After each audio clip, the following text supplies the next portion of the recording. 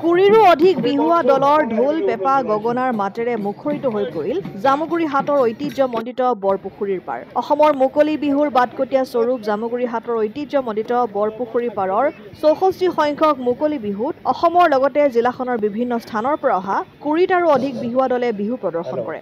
নদুৱাৰ সমষ্টিৰ বিধায়ক পদ্ম হাজৰিকাই ফিটা কাটিৰ প্ৰতিযোগিতাখন শুভ উদ্বোধন কৰাৰ পাছতে এটাকৈ বিহুৱা দলে বৰপুখুৰী পাৰ খেলপথাৰত প্ৰৱেশ কৰি বিহু প্ৰদৰ্শন কৰে।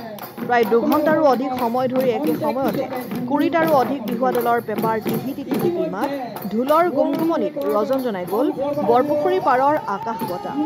সমবেত হোৱা প্ৰায় ১০ সহস্ৰাধিক ৰাইজে বিহুৰ বতৰত একান্ত মনে প্ৰাণ ভৰি উপভোগ কৰিলে মুকলি বিহুৰ মাদকতা।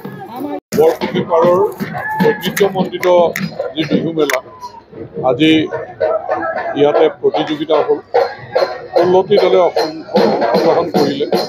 আমাৰ জিলাৰ বাহিৰৰ পৰাও আহিছে আৰু বেছ উন্নত মানদণ্ডৰ আজি প্ৰতিযোগিতা হৈছে। দৰ্শকে খুবেই সন্তুষ্ট ইয়াৰ বিহুৱা দলসমূহে যি বিহু প্ৰদৰ্শন কৰিছে। গতিকে যি উন্নত মানদণ্ডৰ বিহু প্ৰতিযোগিতা অনুষ্ঠিত হ'ল ইয়াৰ গৰিমা বৃদ্ধি হৈছে। ৰাইজৰ সহযোগিতা সন্তুষ্টি সকলো আছে। গতিকে আমি উদযাপন সমিতিৰ ৰাইজলৈ ধন্যবাদ জনাইছোঁ আৰু কেইটা বিহুৱা দল ১৬টা বিহুৱা দলে তেওঁলোকে যি ইয়াত বিহু প্ৰদৰ্শন কৰিলে তেওঁলোকৰো ধন্যবাদ। আমি ৩টা দলকে পুৰস্কাৰ দিবলৈ সক্ষম হওঁ। গতিকে এই ৩টা দল ইয়াত পুৰস্কাৰ লাভ কৰিছে।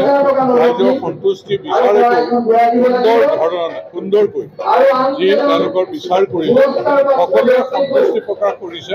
গতিকে এইবাৰ সকলো দিশতে বৰপুখুৰী পাৰৰ বিহু মেলা সফল হৈছে বুলি আমি আচলতে ভাবিব পাৰোঁ।